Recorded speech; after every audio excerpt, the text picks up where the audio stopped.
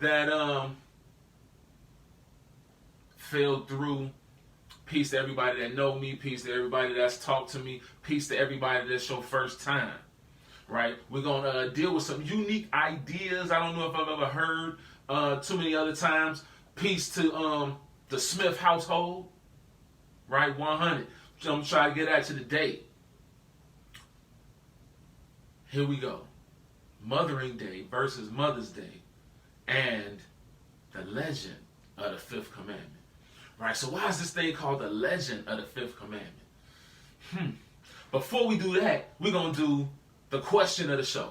Because we always got a question of the show. And the question of the show is, what is the theme of Exodus chapter 21? All right. What is the theme of Exodus 21? Because we all do the commandments. We all know the commandments of Exodus 20. What is the theme of Exodus 21? Right? Real simple, right? Now, why is it called the legend of the fifth commandment? Because it's always mystical and mythical when you ask a bunch of people, how do you keep the fifth commandment? Like I said, how do you, thou shalt not lie? How do you do that? You just always tell the truth. Oh, okay, cool.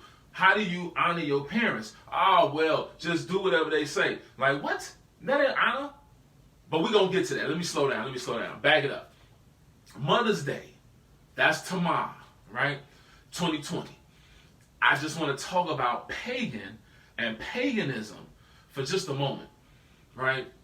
I subscribe to the way of life of the concepts, like reason with me for a minute. I subscribe to the concept that says, this is the authority.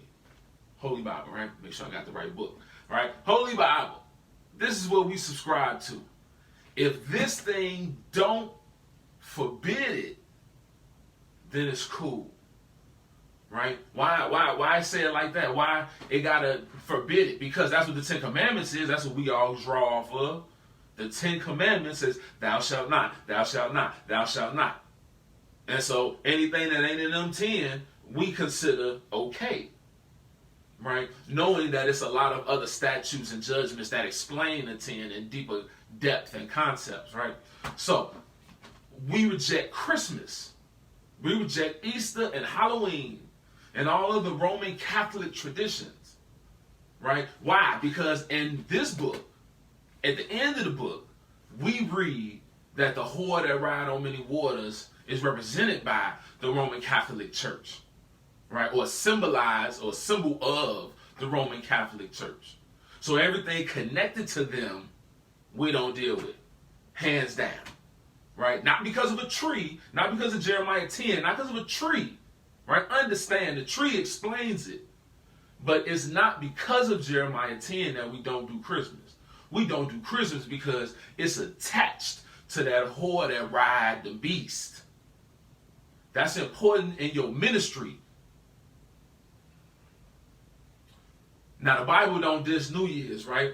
I don't celebrate January because January is not the New Year, right? I do recognize it, though, right? April 6th was the beginning of God's agricultural year, right? July 1st is the beginning of a fiscal year.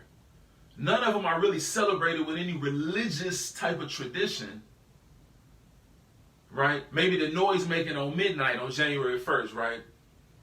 But I would call New Year's tradition more superstitious than I would religious traditions in the way Christmas and Easter and Halloween, all those things, right? Now, I ain't trying to cover for December 31st.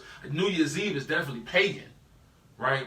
But before we get into these scriptures, again, we want to talk about pagan, this word pagan and paganism, right? So when we talk about pagan, we're talking about symbols or traditions or days or times created by people with religious beliefs other than the ones in this book, right?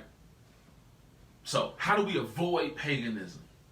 I think that's important in the debate about Mother's Day and paganism is where do we draw the line? How do we avoid it?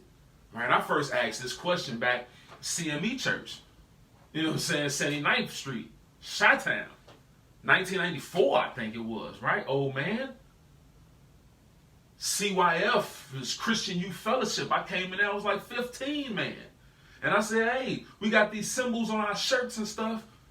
Why is it okay for us to wear symbols of a Nike swoosh? Why is that okay if Nike is the Greek goddess of victory? Right? Nobody could answer me why it was okay. And old fanatic that I am, extremist that I am, I went and threw away all my shoes, all my jerseys, all my everything. Threw it all away. Because this idea of paganism, and I just bring that up to say that this runs deep with me. I didn't just get into this when I started keeping the Sabbath day, right? This idea of paganism I've always understood it before I understood the Sabbath day really, right? So what we want to do now, right, just checking the chat, is the concept that I came up with is that everything is pagan.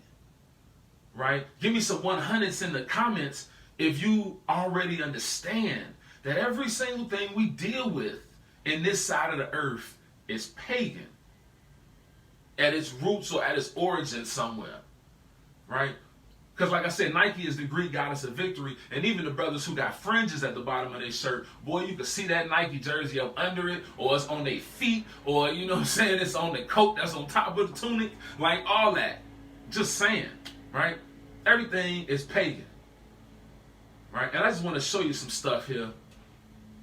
Since I said that there, everything is pagan. I'm gonna try this here, see if I can make this work. I don't know. Nah, I was gonna try to show some pictures, but I'm not even gonna go there. I'm gonna just move on. I must advise everybody to go Google search sunburst and corporate logos. I had a bunch of pictures I was going to show you, but you know what I'm saying, you just have to take my word for it until you go do your own research. That it's a tattoo that the singer Rihanna has right on her neck, like collarbone, whatever, right here. And it's a picture of a goddess called Ahura Mazda. You know what I'm saying? Like the same Mazda, the cars that you drive. And that symbol, you know, people call her Illuminati for it, and I don't have anything to do with that. But I was going to show you some pictures about how that symbol is represented at Wingstop.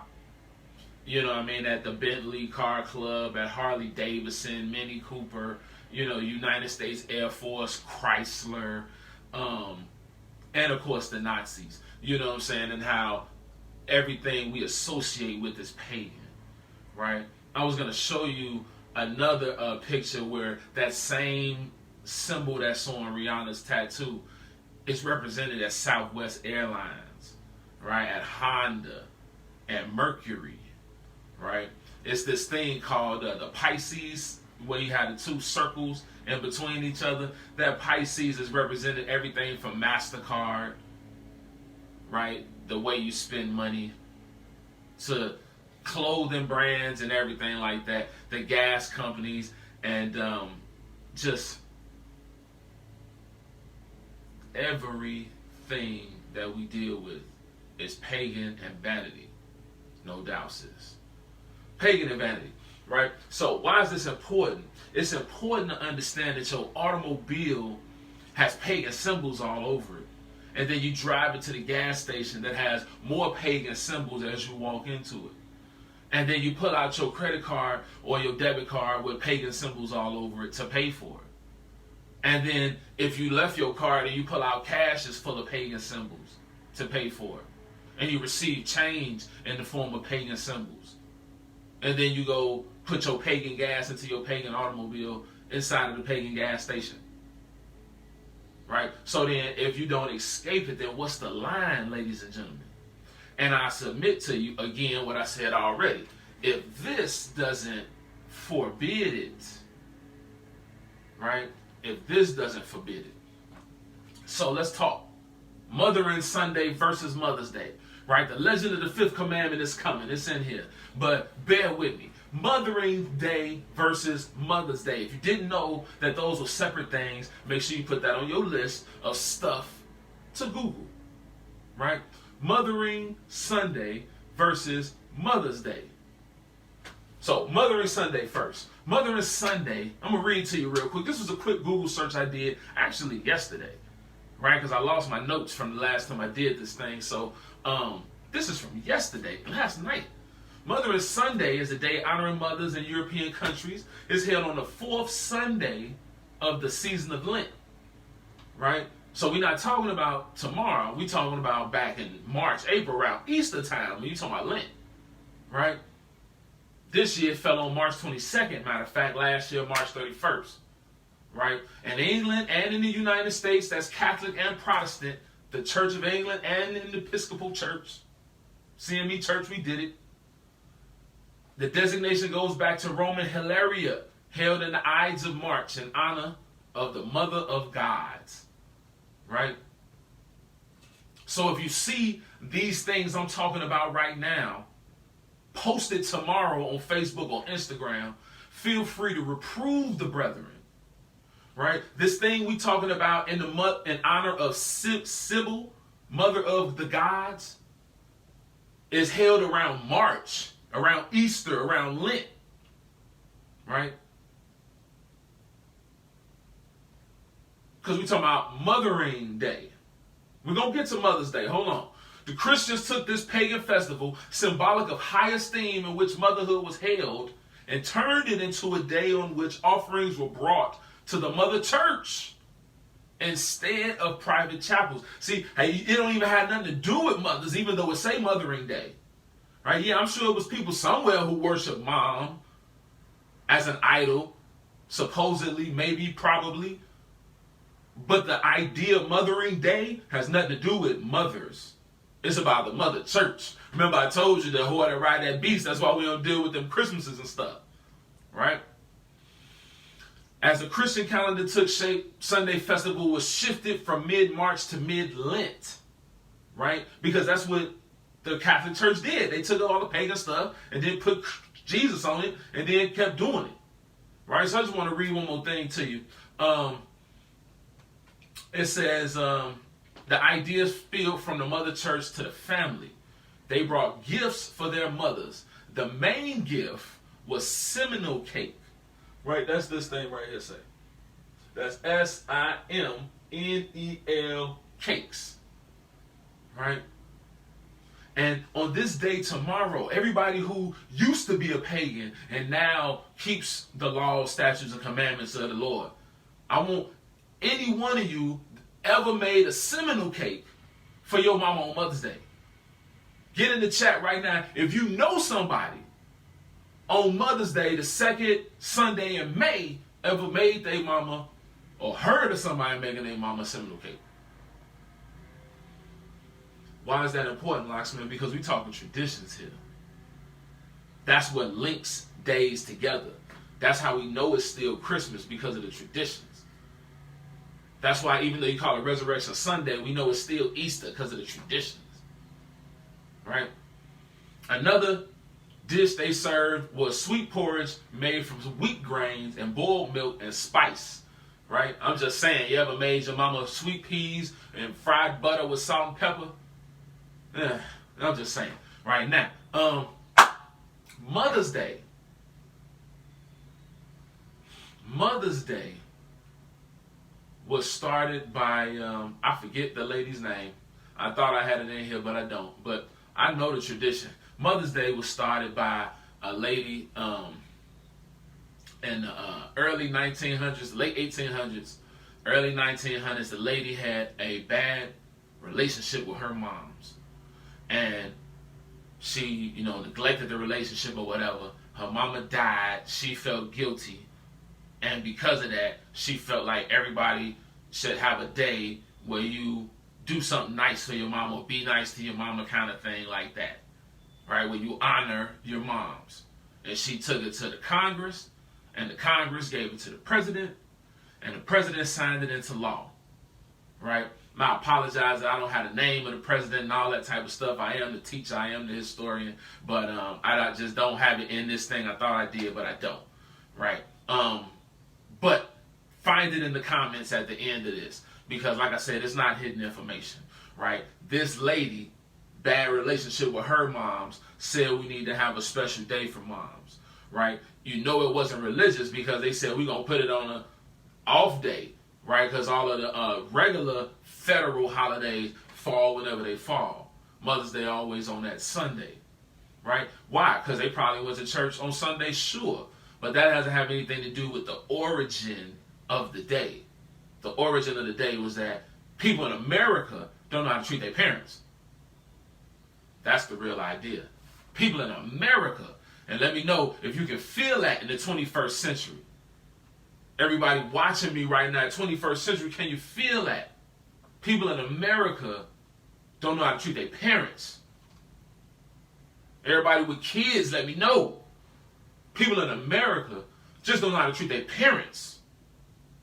And that's the real issue. So if you go to an Israelite camp where they teach how to treat your parents, not just in a lesson, but in everyday practical ways, what that literally means, then maybe you don't need Mother's Day. Right? I'm just saying. Where did the white and red flower come from regarding if mother was dead or alive? Yeah, that's that Mothering Sunday. Definitely. Because that came from the red or white flower, like it was really like supposed to be a gold flower originally. Right? And the Pope or the Archbishop or somebody bless it and pass it around to the church and something. Right? But yeah, that flower definitely has to do with Mothering Sunday. Right? And then, well, why we get flowers on Mother's Day? Because they women, and women like flowers. Right? And, you know, makes perfect sense to me because my mom don't like flowers. I ain't never bought flowers on Mother's Day. So I'm just saying. Right? Vanity of vanity, says the preacher. All is vanity. Right? Shout out to you, sister, my elder sister. God bless you. I appreciate you checking me out. Right? Now, we're going to go ahead and get to the scriptural part of the show. Right, got just enough time, and this is the legend of the fifth commandment. What is the chapter Exodus 21 about? Was it? Oh, President Woodrow Wilson. Good looking out. He was the one who signed it in the law. Good looking, right? Let's see. Oh man, y'all all up in the comments with it. Good looking out, Drake. That's what I'm talking about. Hold me down, bro. Appreciate you. Right, so now let's fix my thing here. I thought I seen somebody try to say something about Exodus 21, the theme of Exodus 21. Right, so I'm gonna just ask one more time, what is the theme of Exodus 21? And if you know the theme, then you know how it relates to what we're gonna talk about in a few seconds. Right, so now as we talk about honoring your parents, right, because like I said, it's the legend. Because whenever you ask around, everybody want to tell you, just do whatever they say. Just obey, man. Just obey. Right? It's never like a real answer. And I suppose it's kind of like what I was talking about what you can and can't do. Right? As far as paganism. Because the first people you idolize is your parents. Right? So what can and can't do with them? The same thing you can and can't do with other idols. So to speak. Meaning what? Meaning if it's not in here, if this doesn't forbid it, then it's okay. Right? So that's the way we're going to approach this, honoring your parents, is from the back end. If this says it's bad, right? If this tells us you dishonor them by doing this, then we know don't do that. Right? And I counted out 6 things for us right here. We're going to walk through them right now. Then we're going to get into it. Number 1, it says don't hit or smite, if you're reading this, or strike your parents. That's the first way, dishonor. Number 2 is don't curse them. That's the second way to dishonor your parents. Number 3, don't make light of. And we'll talk about what that means. That's the third way to dishonor your parents. Number 4, don't discover their nakedness.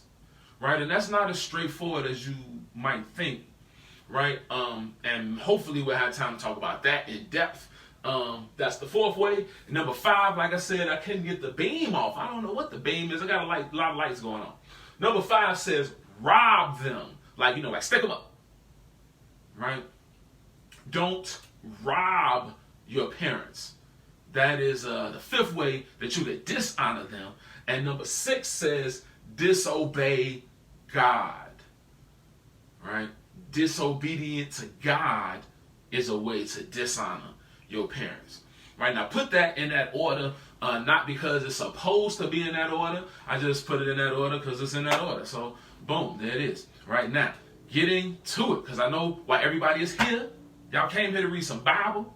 I had to give you that sermon first. Now let's go ahead and get into it. Exodus chapter 20. Right, I said that we're going to find out how to dishonor them, and then we just going to stay away from those things and we good, right? But we got to read the commandment first. Right, we got to read the commandment. So Exodus 20, and after that we're going to go to Ephesians 6. We're going to move quick through these first 2 or 3 so that we can get all of them in. All right, Exodus chapter 20, and as soon as I find it, it's on. Exodus 20 and verse 1, and it says, and God spake all these words saying, right? We just want to make sure that God is speaking these words, right? All right, so verse 12, 20 and 12. Honor thy father and thy mother, that thy days may be long upon the land which the Lord thy God giveth thee. All right? Now, to Ephesians chapter 6, because now we got the commandment is established that your days may be long upon the land. Right? Then Paul going to talk about this and expound on it a little bit for us, right? And I'm going to say something too, right? But Ephesians chapter 6 and verse 2, and it says, honor thy father and thy mother, which is the first commandment with promise, that it may be well with thee, and that thou may live long on the earth, right? Now, Paul said this is the first commandment with promise, right? The way I see it is this promise is sort of like when you tell your child or some other person, like, hey, if I ever see you messing with my son again, I promise I'm gonna lay hands on you. It's like, it's technically a promise, but not really. It's really like a threat, kind of. You know what I'm saying? Like, that's how I see honor your father and mother that your days may be long. Right, but I ain't trying to disagree with the apostle. I'm just saying, right? Same type of promise in the 5th commandment, right? The promise of consequences, right? I'm just saying in my hood, we call that a threat, right? Now, Ephesians, read verse 1, right? Because I didn't read verse 1 on purpose. Children, obey your parents in the Lord, for this is right, right? I'll go ahead and read it because it's there. But we're not talking about children today. Right now, I got 40 grown-ups watching me. We're going to get a couple hundred more grown-ups watching me after this. Feel free to throw it at your kids if you feel like it pertains. But we're talking to adults right now. Right? We're talking to people over 18. Right? Anybody old enough to go to the penitentiary, that's who I'm talking to right now. Right? Honor your parents or I kill you. That's what he could have said. But our God is so gracious. He decided to be nice to us in the 10 Commandments. Right? Flip back to Exodus 21.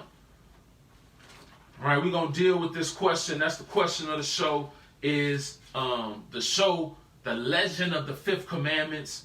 And the question is, what is the theme of Exodus 21? Appreciate that, Sister Ramona. Good looking out. As usual. Don't forget to share this with a bunch of grown-up kids, so that we can all understand how to honor our parents. You dig? Mother's Day, Father's Day, something like that. Right? Secular days where you go be nice to them. Exodus 21 and 1. And it says, now these are the judgments which you shall set before them. Now chapter 20, Exodus 20 deals with the law of the commandments. Now we're reading about judgments or decisions or conclusions for dishonoring or breaking individual laws from chapter 20. Right? So just kind of understand the sequence here, where we at in the sequence. Right? Drop down to verse 12 and deal with what we're dealing with. It says, he that smiteth a man, Exodus 21 and 12, he that smiteth a man so that he die shall surely be put to death. Right? So here, the promise went into a threat.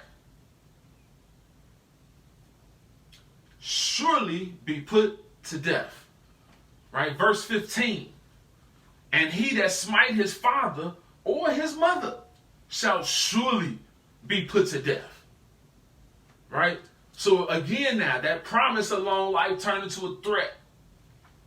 If this is you, it's not too late to repent. Remember, smite. The word smite means to strike or hit with a firm or heavy blow.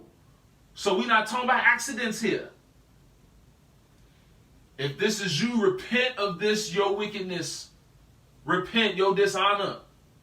It's not too late. So this is number one I said. Hit. Don't hit or strike or smite your parents. Just because locksmith not going to put you to death, don't mean that Jesus not going to wake you up and then put you to death. Just saying. Right? Verse 17. And he that curseth his father or his mother shall surely be put to death. Right? Again, that's like a surety. Like, of course, of course. It's like you get to judgment day, like, hey, you ain't still tripping on that, is you? And you're like, well, of course I'm still tripping on that. Well, surely. Right? Reward for honor, consequence for dishonor. People who don't keep the law think that just because the elders won't kill you nowadays, that Jesus ain't going to wake you up and then kill you for breaking these commandments. He's telling you the judgment of it. Right? What's a curse now? That's what we just read. You curse your father and mother. We can't move on till we deal with curse. Right? Are we talking about F-bombs here? We talking about MFSHs? My stomach is bubbling. I need to go take an SH. Is that what we talking about? We talking about 4-letter words? Is that what we mean? If I say, Mom, what the hell? Because she stepped on my foot. Mom, what the hell? Is that cursing? I don't know. I would say not necessarily. But if I say, Mom, go to hell, that's a curse. Right? That's a curse that I just pronounced. And all of those words I can say inside of God's sanctuary and not be blasphemous. But if I say it like that, that's a curse. Right? I think in America we got the whole idea of curse words mixed up. Right? And this is the part that I always check the chat. Right? Because we talk about curse words and cuss words. Like, nah, that's dialect. That's people from down south versus people from up north, and just the way you put your words together, and the way you pronounce and pronunciate and enunciate. That's all that is. Cuss words, curse words. Right? Same thing. We talk about 4-letter words. But actually we're not. Right? What's so ironic is that Israel sometimes, you forget that like the reason that we all identify Israel is because of the curses.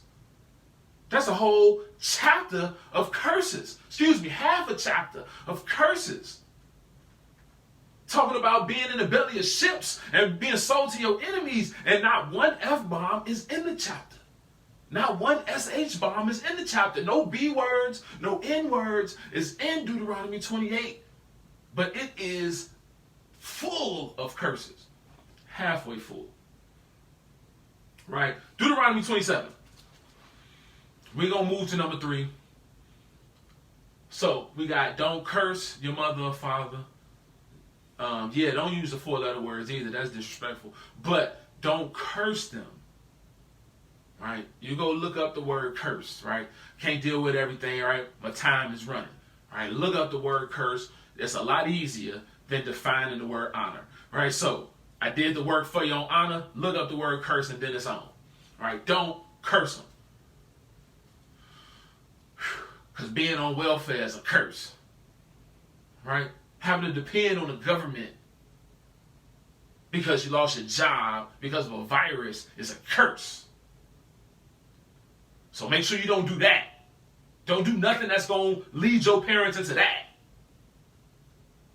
That'll get you jump started on your search to the definition of curse. Deuteronomy 27:16. Here we go. And it says, cursed be he that setteth light by his father or his mother. And all the people shall say, amen.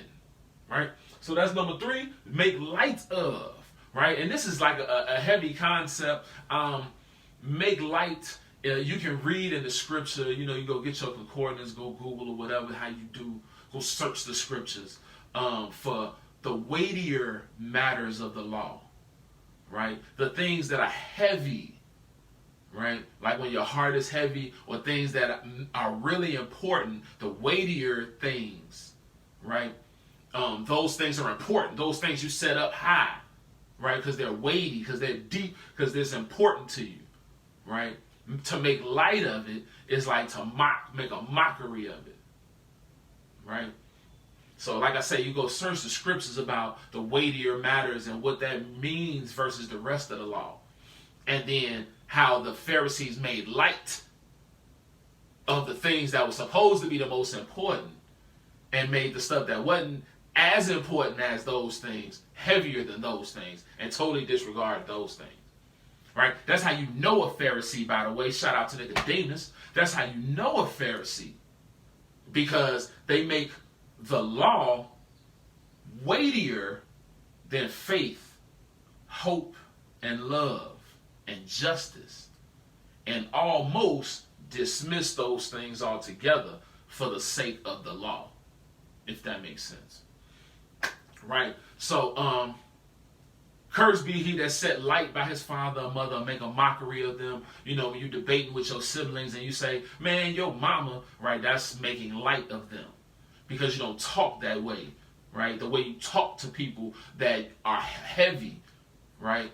It's like when a pastor come around and you always, hey, Mr. How you doing? Yes, sir. Like, you know what I'm saying? You straighten up and you talk. Like, that's how you're supposed to make your parents heavy and your elders heavy like that, right? So, now, we got the curse, and we already read, honor them for long life on the earth. Now, ultimately, God is the one going to kill you if you act up. So let's back up now, Deuteronomy 21, and see some of these consequences for dishonor, right? Just real quick, because I got a few minutes here. Yeah, I got a couple minutes, right? Deuteronomy 21 and 18, and see if we can see something while we're here. Maybe this dude made light. Let's see. 21 and 18. It says, let me get there. Okay. 21 and 18. And it says, if a man have a stubborn and rebellious son, which will not obey the voice of his father or the voice of his mother, and that when they have chastened him, will not hearken unto them. This is why I think people always relate honor. When you say, how do you honor your parents? They relate it to obedience. Right? I think it's because of this scripture. Because like I said, obedience is a way to honor your parents or honor anything. Honor your pastor, honor your elder, honor the police. Right? But honor and obey are not synonyms. Right?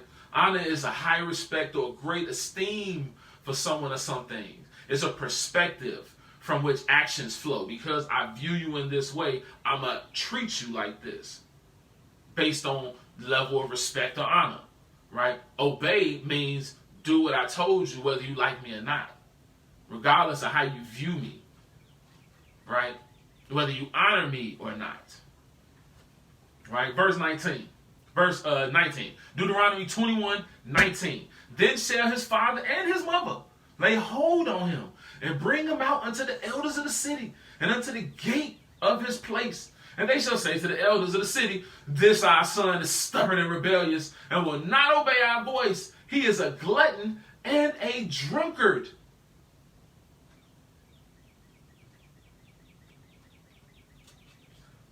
However, these other adjectives show us the dishonor. Stubborn, what does it say here? Stubborn, rebellious, glutton, drunkard. All of these things go against God, by the way.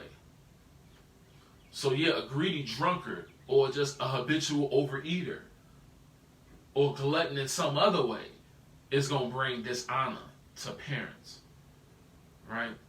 So gluttony and stubbornness, right? That thing, gluttony, boy, I got a whole series about food and the people of God. Make sure you go check that out on Facebook.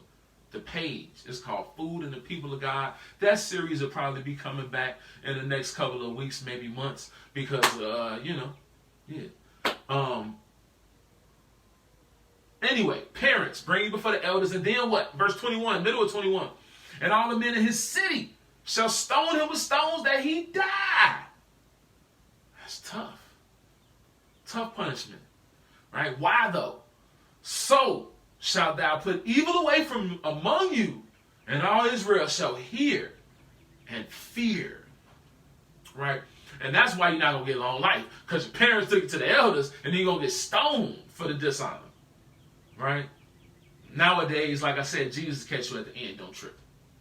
Proverbs 28. Right? Proverbs chapter 28. And we're going to come right back to Leviticus. So, Proverbs 28 and verse 7. I know Proverbs 28 and verse 7. And it says, whoso keepeth the law is a wise son, but he that is a companion of righteous men shameth his father. Right? You know, whenever I read this, or people talk about this on the internet, they always want to bring up the Hebrew and the Greek whenever you read this. So shout out to everybody who was reading this and know about the Hebrew and the Greek. Right. But, you know, it's 5 different definitions for every word in Hebrew and the Greek. And low-key, it's just like that in English too. Right? So what I did here to just kind of, you know, interpret that word, you know what I'm saying, riotous, right? I'm going to tell you the definition. But I'm just, you know, this other Bible version, right? It's called Geneva Bible. It's one of the Bibles that the King James team used to translate King James Version, right? And 28 and 7, Proverbs 28 and 7 says, he that keepeth the law is a child of understanding, but he that feedeth the gluttons shameth his father, right? Back to this glutton again. Right? Now, the word riotous in the King James, it says, but he that is a companion of riotous men, shame his father. Riotous means marked by or involving public disorder. Right? So you don't even have to be the glutton. Just kicking it with the gluttons. Supporting the gluttons. Financing the gluttons. Brings dishonor to your parents and your household. Board of CEO, board of director, committee chairman of all them fast food restaurants, all of them bring shame and dishonor on their parents because they support and promote gluttony. Back to Leviticus 18. I'm just saying, bro. You ain't got to like it. You ain't got to love it. You don't even got to care. I'm just saying.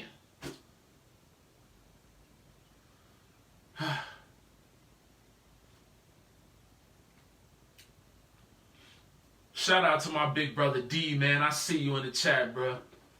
Man, we got to holler, bro. I'm going to catch up with you, man. Leviticus chapter 18. Shout out to the pastor. He going to be here in a few minutes. Like he going to be here or something. He going to be here in a few minutes. Come check him out right here on this page. I'm just playing. Right? Leviticus chapter 18 and verse 1. We're going to get into number 4. Right? Leviticus 18. If I can ever stay on point with it. And 1. 18 and 1. And it says, and the Lord spake unto Moses, saying, speak unto the children of Israel and say unto them, I am the Lord your God. Right? So again, just wanted you to know that God is talking. Right? Verse 6. None of you shall approach to any that is near of kin to him to uncover their nakedness. I am the Lord. The nakedness of thy father or the nakedness of thy mother shall thou not uncover. She is thy mother. Thou shalt not uncover her nakedness. Right? Now, let us reason together, saith the Lord. Right? That's number 4, by the way. Discover their nakedness. Right? Don't do that. This is not referring to a grown man walking into the tent or walking into the door forgot to knock, and you walk in and you see your mama's, breast or something. You're like, ah! Okay. That's not this. This is the same thing Noah, Shem, and Ham, and Japheth was dealing with when he said, don't uncover. Right? Read a little bit more, and maybe, this will make sense to you, right? Verse 8. The nakedness of thy father's wife shalt thou not uncover. It is thy father's nakedness. Right? Now, hold on. He say, when you uncover the nakedness of your father's wife, a woman that's not your mother, because we already dealt with moms in this verse 7. Right? So we talk about another wife that your father has. Dealing with her is uncovering his nakedness. She is his nakedness. Right? Verse 10. Leviticus 18:10. The nakedness of thy son's daughter or of thy daughter's daughter, even their nakedness, thou shalt not uncover, for it is thine own nakedness. Right? So now we got down to grandkids.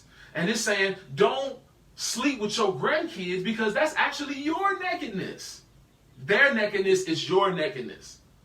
Right? That's what it says. Even their nakedness thou shalt not uncover, for theirs is thine own nakedness. Right? So nakedness doesn't always refer to just seeing somebody naked. It actually has a lot of different meanings. Right? But what we're talking about here in the physical is not just seeing it. It's actually laying with a person. Right? And that's why I said about when Noah got drunk.